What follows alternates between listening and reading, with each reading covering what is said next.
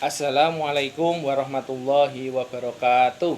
Salam kader Madrasah Mu'alimin Muhammadiyah Yogyakarta. Anak-anakku kelas 2 FG dan H, bagaimana kabarnya? Semoga anak-anakku kelas 2 FG dan H sehat selalu dan selalu berada dalam lindungan Allah Subhanahu wa taala. Anak-anakku kelas 2 FG dan H, tak terasa sebentar lagi kalian akan menjalani PTS semester kedua ini yang akan dimulai tanggal 27 Februari 2021. Sedangkan untuk IPA sendiri akan dilaksanakan pada tanggal 1 Maret 2021. Makanya saya mengingatkan kepada anakku kelas 2 FG dan H untuk belajar di rumah ya, untuk belajar dengan sungguh-sungguh karena sebentar lagi kalian PTS ya.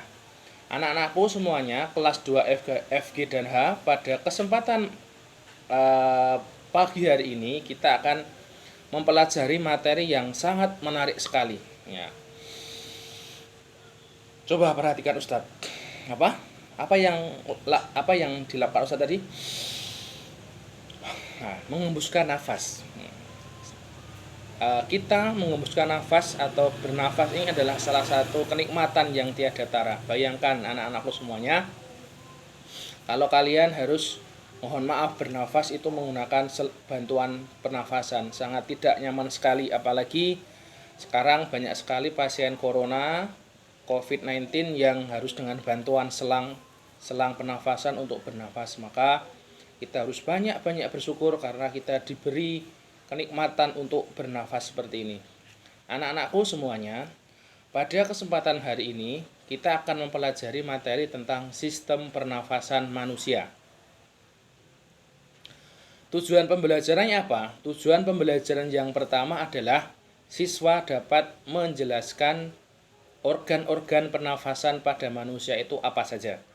Kemudian yang kedua, tujuan pembelajaran yang kedua adalah siswa dapat menjelaskan macam-macam pernafasan pada manusia. Kemudian yang ketiga adalah siswa dapat menjelaskan kelainan dan penyakit pada sistem pernafasan manusia. Ya, sekarang coba anak-anakku semuanya buka buku IPA-nya di halaman 100 tambah 132, jadi halaman 232. Ya, di situ organ-organ penyusun sistem pernafasan pada manusia itu ada 4. Hidung, laring, kemudian trakea dan paru-paru. Sebelum kita masuk ke organ-organ penyusun pernafasan pada manusia, ada percobaan sederhana ya. Apa yang bisa dilakukan? Yang pertama adalah kalian siapkan gelas, kemudian kalian taruh kapur ya, bukan kapur untuk menulis, tapi kapur putih yang digunakan untuk membangun rumah itu ya, kapur. Kemudian kapur kamu masukkan ke air, kemudian lama-kelamaan airnya diendapkan dulu sampai mengendap di bawah, kemudian kalian tiup menggunakan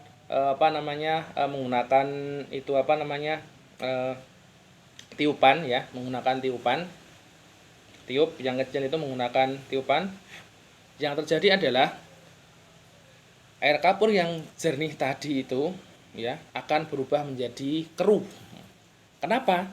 Karena ada yang bisa menjelaskan kenapa pada saat air kapur tadi kan dimasukkan ke air, tunggu sampai airnya tadi itu, kapurnya itu berada di dasar, kemudian ditiup dengan alat tiup, misalnya dengan plastik yang dihubungkan seperti ini boleh. Yang terjadi adalah air tadi menjadi keruh. Kenapa? Karena kita itu bernafas itu mengeluarkan yang namanya adalah karbon dioksida atau CO2. Sehingga yang airnya dulunya berwarna jernih, kita kasih udara berupa CO2 itu menjadi keruh. Itu adalah percobaan sederhana yang dapat kalian lakukan apabila ingin membuktikan bahwa yang namanya bernafas itu emang menghirup oksigen, mengeluarkan CO2. Itu adalah percobaan sederhana ya. Oke, sekarang kita bahas macam-macam alat pernafasan atau macam-macam organ penyusun pernafasan pada manusia. Yang pertama adalah ini hidung. Hidung. Ya. Hidung itu ada 3 fungsinya. Pertama adalah untuk penyaringan, karena di dalam hidung ini ada bulu-bulu hidung. Kemudian penyelesaian suhu dan pengaturan kelembaban. Kemudian udara akan masuk ke laring atau pangkal tenggorokan. Di dalam pangkal tenggorokan ini ada yang namanya epiglotis dan tulang-tulang rawan yang bentuk jakun kalau pada laki-laki. Epiglotis itu selalu membuka dan baru menutup jika kalian menelan makanan. Nah, epiglotis ini mencegah makanan masuk ke saluran pernafasan. Nah, maka di dalam Islam kita itu tidak boleh makan sambil berbicara. Kenapa? Kalau makan sambil berbicara, epiglotisnya itu akan kebuka sehingga akan tersedak. Nah, jadi di dalam Islam itu sangat mantap sekali, dari kita pipis, dari kita makan, dari kita mandi, dari kita berwudu, semuanya diatur. Maka alhamdulillahirabbil alamin. Oke. Yang ketiga adalah tenggorokan atau trakea. Tenggorokan atau trakea. Trakea itu bercabang menjadi bronkus, kemudian yang lainnya bronkeolus dan paru-paru kanan dan paru-paru kiri. Di dalam trakea ini terdapat sel-sel epitelium yang dilengkapi dengan silia atau rambut getar yang berfungsi untuk menahan dan mengeluarkan kotoran-kotoran dalam udara yang lolos dari penyaringan di rongga hidung oleh rambut-rambut dan selaput lendir. Jadi apabila udara tadi itu tidak disaring di hidung, di bagian rambut-rambut hidung, masih ada sel silia atau sel-sel rambut getar yang ada di trakea tadi, yang siap untuk menyaring udara yang masuk sebelum masuk ke paru-paru. Nah, paru-paru di sini ada 2 percabangan, bronkus, bronkeolus dan alveolus. Lah, alveolus ini adalah salah satu bagian organ pernafasan yang berfungsi untuk pertukaran oksigen dan CO2. Berarti anak-anakku semuanya tadi ada 4 organ penyusun pernafasan pada manusia: hidung, kemudian laring, trakea dan paru-paru. Nah, di mana terjadi pertukarannya? Pertukarannya terjadi di alveolus. Di situ ada pertukaran oksigen dan pertukaran CO2. Ya. Oke, itu. Kemudian selanjutnya adalah kita bahas macam-macam pernafasan. Pada saat saya menghirup seperti ini, organ apa yang berfungsi? Di sini saya melaksanakan pernafasan yang namanya pernafasan dada. Ada 2 macam pernafasan, pernafasan dada dan pernafasan perut. Nah, pernafasan dada itu menggunakan otot antar tulang rusuk, sedangkan pernafasan perut menggunakan otot diafragma, otot perut. Nah, oke. Saya akan jelaskan proses pernafasan dada. Bagaimana? Pada saat kita menghirup udara seperti ini, udara itu tulang rusuk akan mengangkat ke atas, tulang rusuk akan mengangkat ke atas, ya toh. Kemudian tekanan di dalam paru-paru itu kecil sehingga udara itu akan masuk. Nah, gitu. Itu proses pernafasan dada. Nah, tugas kalian adalah nanti kalian cari di buku proses pernafasan perut pada manusia.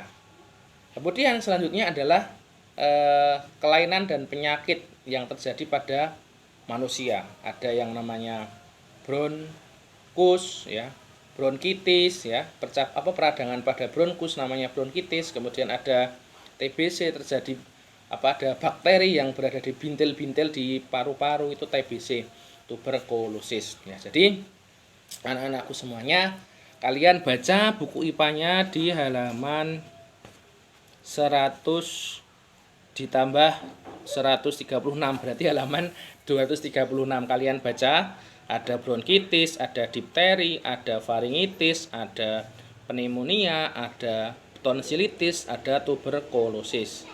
Itu yang infeksi. Ada juga yang bukan infeksi, amandel, asfiksi, asma, kemudian emfisema, kanker, macam-macam. Jadi kenapa Muhammadiyah itu mengharamkan merokok? Ya, karena salah satunya adalah di dalam rokok terdapat banyak kandungan yang berbahaya bagi paru-paru kita. Maka Muhammadiyah melalui majelis yang ada hubungannya dengan majelis tarjih kalau nggak salah ya, itu mengharamkan rokok. Maka anak-anakku semuanya jangan merokok. Ya, apa kesimpulan pada pembelajaran pada pagi hari ini? Kesimpulannya yang pertama adalah 1. Organ-organ pernafasan pada manusia itu ada 4. Yang pertama adalah hidung, yang kedua adalah laring, yang ketiga adalah trakea, dan yang keempat adalah paru-paru. Kemudian yang kedua, macam-macam pernafasan ada 2. Macam-macamnya adalah pernafasan dada dan pernafasan perut.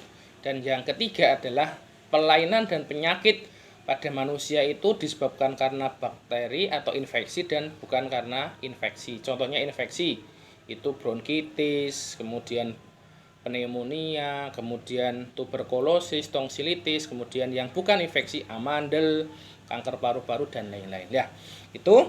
Jadi saya ingatkan nanti untuk materi PTS-nya adalah materi bab tekanan dan bab sistem pernafasan. Maka kalian kelas 2F, G, dan H, saya harapkan kalian semangat dalam belajar agar kalian mendapatkan nilai yang bagus. Terima kasih anak-anakku atas perhatiannya. Akhirul kalam. Assalamualaikum warahmatullahi wabarakatuh.